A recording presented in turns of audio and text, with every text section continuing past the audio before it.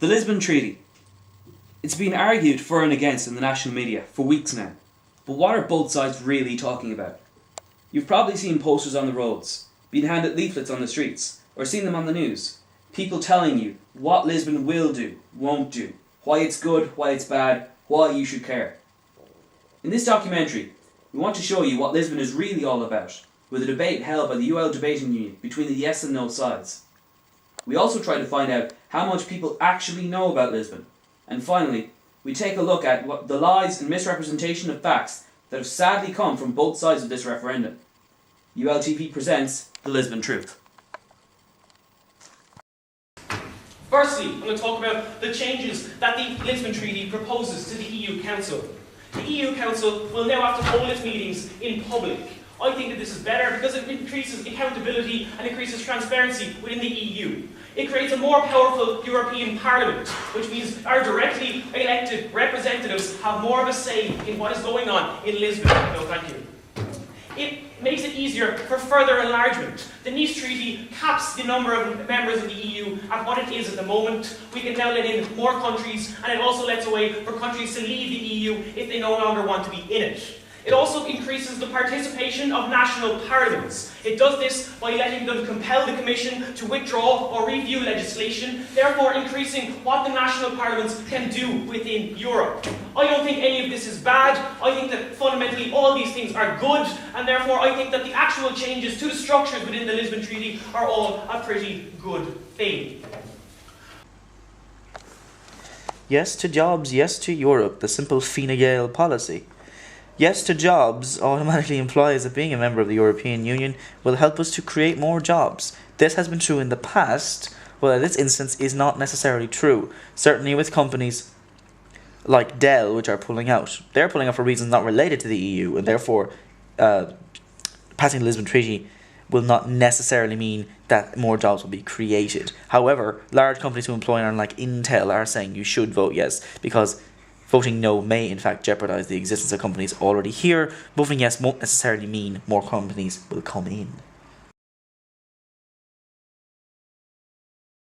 I think we have we've been asked to vote for Lisbon again because after the last referendum there was concern that many of the issues that were raised during the campaign had absolutely nothing to do with Lisbon.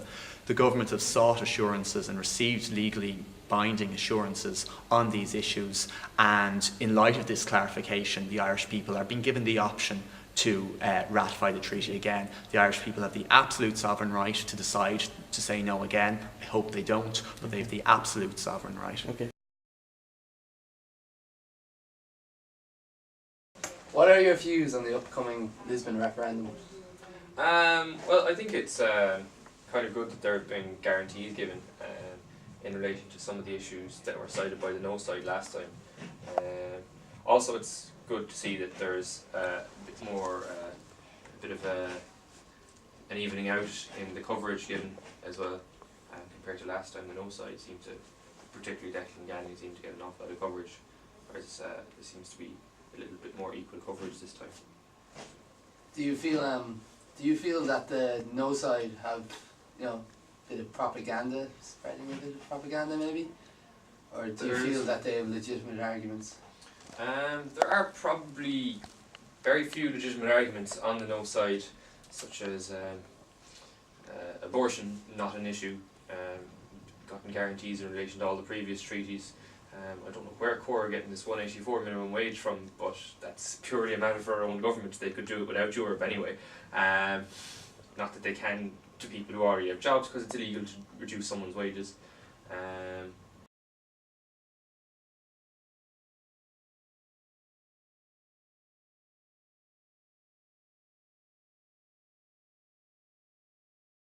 €1.84 minimum wage after Lisbon, ?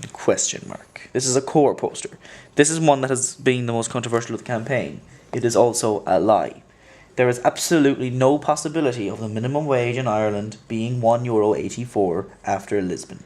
In fact, the ruling that allows that wage for a particular number of workers in a particular place under a particular set of laws already applies. If that were the case, and it did apply here, we would already have a minimum wage of 184. Lisbon changes nothing. Once again, the Lisbon Treaty cannot affect Ireland's stance on taxation, or the minimum wage. So what exactly is qualified majority voting? I swear this won't last long, you won't fall asleep. Basically, to pass a piece of legislation through the Council of Ministers, you need 55% of countries representing 65% of the population of the EU.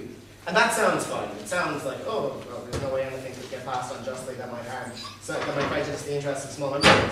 But that's not true, because if you actually boil it down to figures, basically what happens is if 12 sovereign states of the EU with population of up to 175 million people don't want this legislation, there is nothing that they can do about it. And we don't think that that's appropriate because we don't think that the EU should be about a numbers game. No, thank you. What legislation are we talking about here? Here's more figures for you. This is slightly more interesting.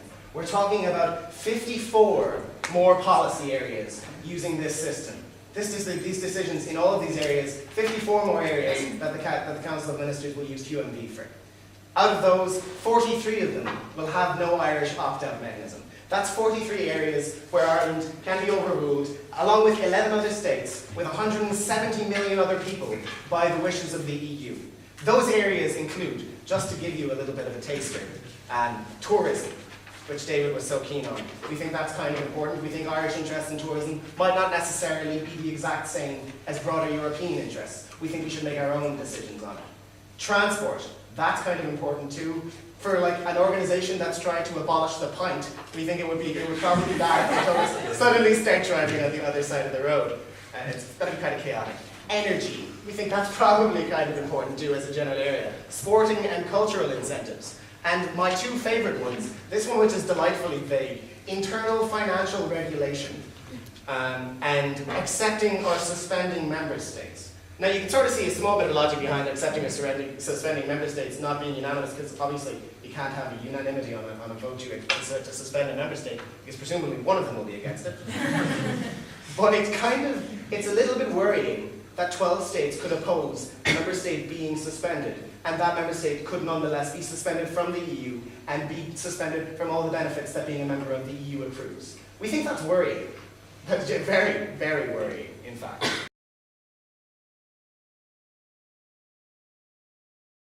Dempsey, are you voting in the upcoming Lisbon referendum? I'm not sure yet. Not sure yet? No. Why aren't you voting in the... I'm not sure if I am or not. Oh, sorry. I don't know, and I don't believe democracy. I believe in democracy, and I believe that whatever we voted on before, just because we made a decision and don't like it, I don't believe we should be asked to make a second decision. So lads, obviously, as the teacher said, you're voting no to Lisbon. What are your views on the Lisbon Treaty, and why are you voting no? The reason why I'm voting no is because I think it's very undemocratic. I think that the Irish Constitution is a fantastic document that Eamon de Valera wrote, which everybody can read. People from all societies can read this document. It's in layman terms. This treaty is not a treaty, it's a constitution. It affects every single one of us, all our rights for the next 10 years, not for 2 years. I think that I would vote yes for the Lisbon Treaty if the Lisbon Treaty could be understood by everybody, could be very, very, very easy to read, but I think it's a very complex document with a lot of clauses in it, and that's the reason why I'm voting. Do you feel that the yes side have, they argued that a lot of your arguments are actually total crap? How do you feel about them just totally rubbishing your arguments? Well, what I'll say about that, I remember, I think the no posters went up before the yes posters, and there was a lot of criticism from the yes side about the no posters, and then the yes posters came out and they were completely misleading, so I thought it was very hypocritical of them, They have posters that say we're stronger with Europe, but the Lisbon Treaty is not about EU membership or anything like that.